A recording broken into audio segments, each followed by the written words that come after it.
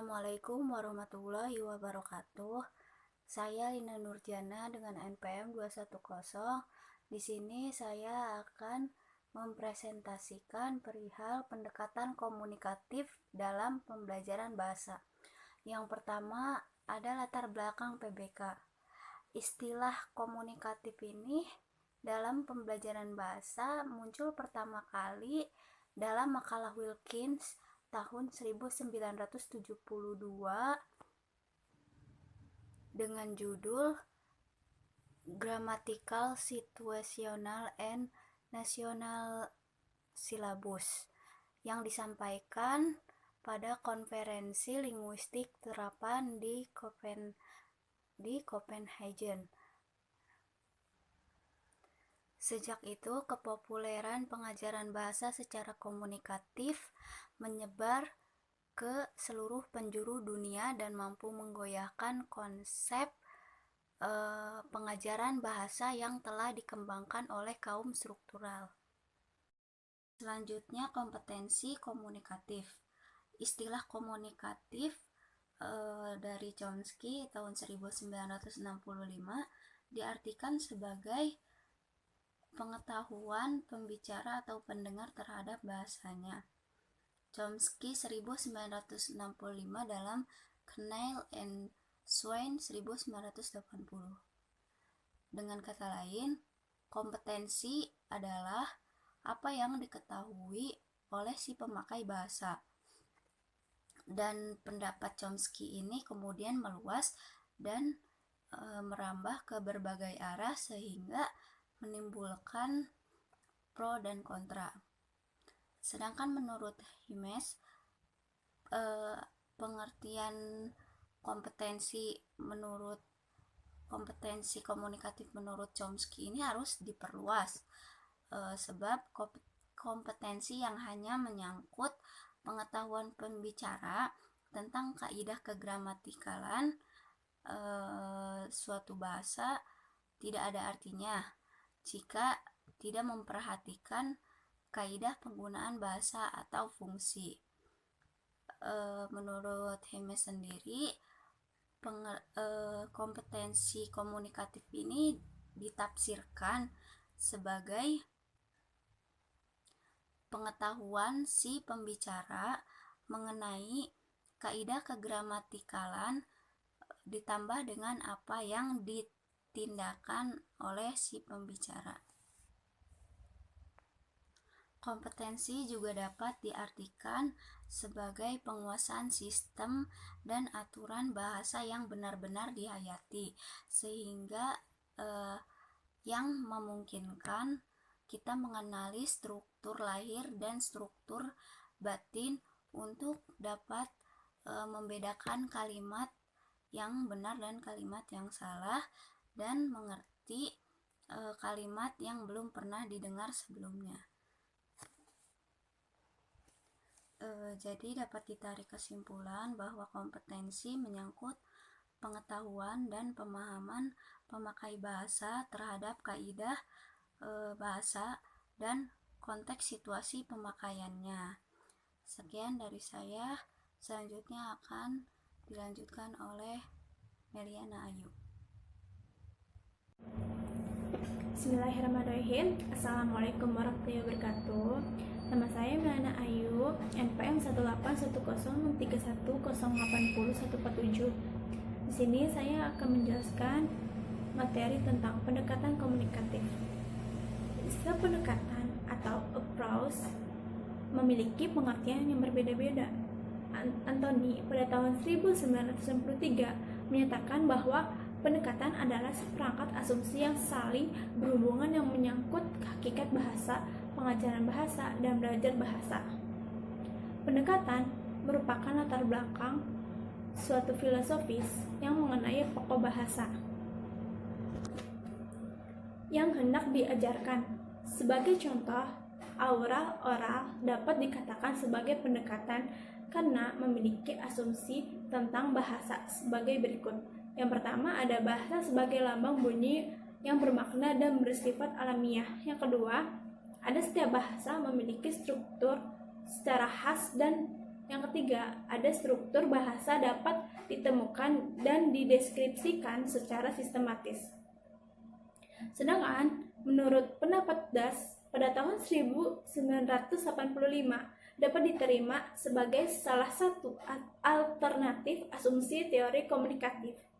Ia mengajukan asumsi teoritis yang berhubungan dengan hakikat bahasa dan bagaimana orang mempelajari bahasa. Asumsi tersebut adalah yang pertama, ada bahasa adalah seperangkat kaidah yang harus dikuasai oleh pembelajar bahasa.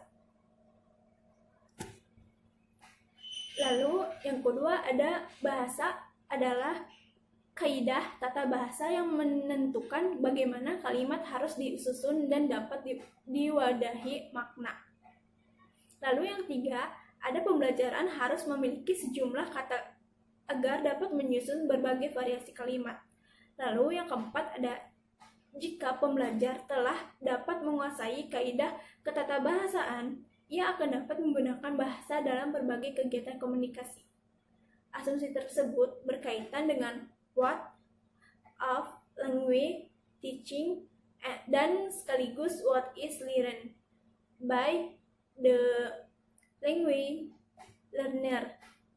Atau asumsi berikutnya adalah yang berkaitan dengan how of language learning. Lalu yang kelima, ada kaidah ketatabahasaan baik secara sadar maupun ambang sadar dapat dipelajari secara induktif maupun secara deduktif. Lalu yang keenam, ada berbagai pengetahuan mengenai kaidah ketatabahasaan baik secara sadar maupun ambang sadar dapat diinternalisasikan sebelum pengetahuan kaidah tersebut digunakan untuk berkomunikasi.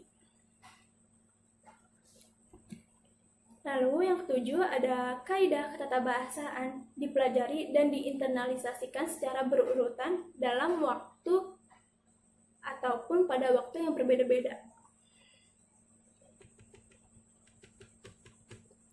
Nah, sedangkan asumsi teoritis di atas, jika diamati seperti terdapat dua versi asumsi, yaitu pertama, asumsi yang menekankan komunikasi sebagai tujuan belajar bahasa. Nah, versi yang pertama ini berarti belajar bahasa untuk berkomunikasi. Sedangkan versi yang kedua adalah menekankan belajar bahasa dalam situasi tertentu sambil berkomunikasi. Nah, jika komunikasi merupakan tujuan belajar bahasa, pertalian makna dalam kalimat adalah berupa proposisi yang tertuang dalam bentuk kalimat. Dan jika kalimat yang diciptakan oleh pembelajar memakai kaidah ketatabahasaan, proposi itu tersebut proposi yang akan dihadapi oleh para perancang silabus meskipun sudah bukan lagi persoalan pendekatan. Nah, selanjutnya ada metode komunikatif yang saya akan jelaskan di sini.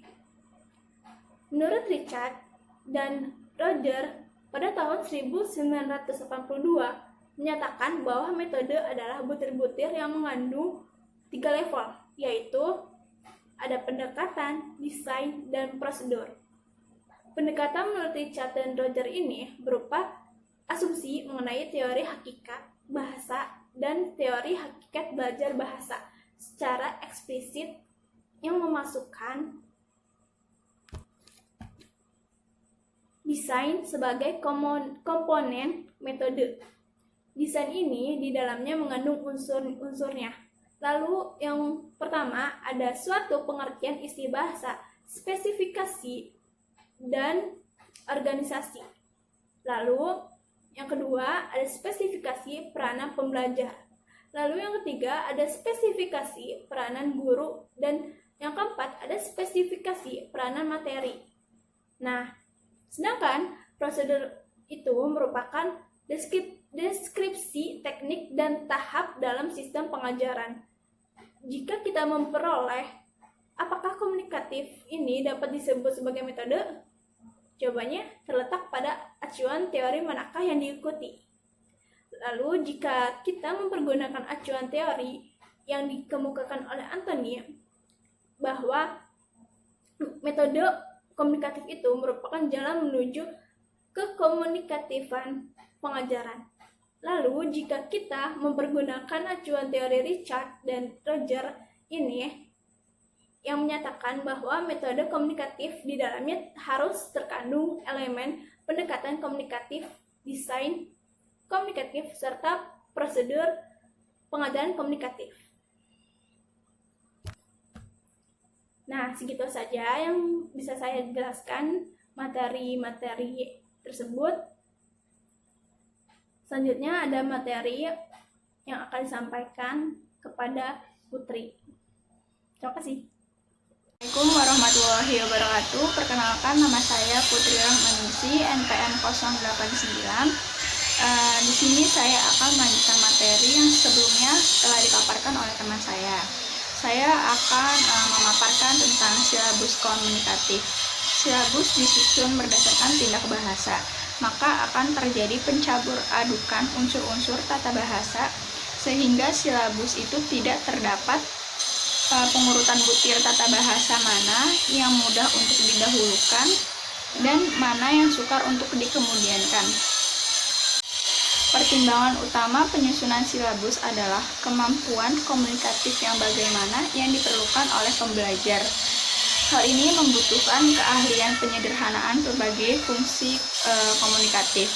Oleh karena itu, ada beberapa penyederhanaan fungsi komunikatif bahasa yang dapat digunakan untuk penyusunan silabus. Jika silabus komunikatif di dalamnya terkandung adanya penekanan fungsi bahasa serta tergambarnya 10 komponen silabus, silabus komunikatif lebih condong untuk dikatakan sebagai jabaran pengembangan materi pengajaran. Yang terakhir yaitu kebaruan PBK.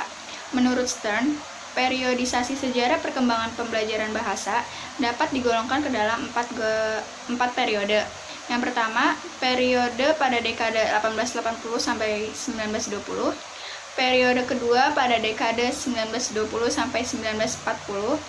Periode ketiga pada dekade 1940 sampai 1950 dan periode keempat pada dekade 1970 sampai 1980. PBK dikatakan memiliki kebaruan karena dipakainya berbagai teori belajar bahasa, linguistik terapan, metode-metode yang bersifat inovatif, dan sebagainya sebagai dasar pijakan pendekatannya. Perhatian orang terhadap fungsi bahasa yang sebelumnya agak dikesampingkan karena keterpukauannya terhadap kaidah ketatabahasaan merupakan salah satu kebaruan PBK. Itu saja yang dapat disampaikan, kurang lebihnya mohon maaf. Wassalamualaikum warahmatullahi wabarakatuh.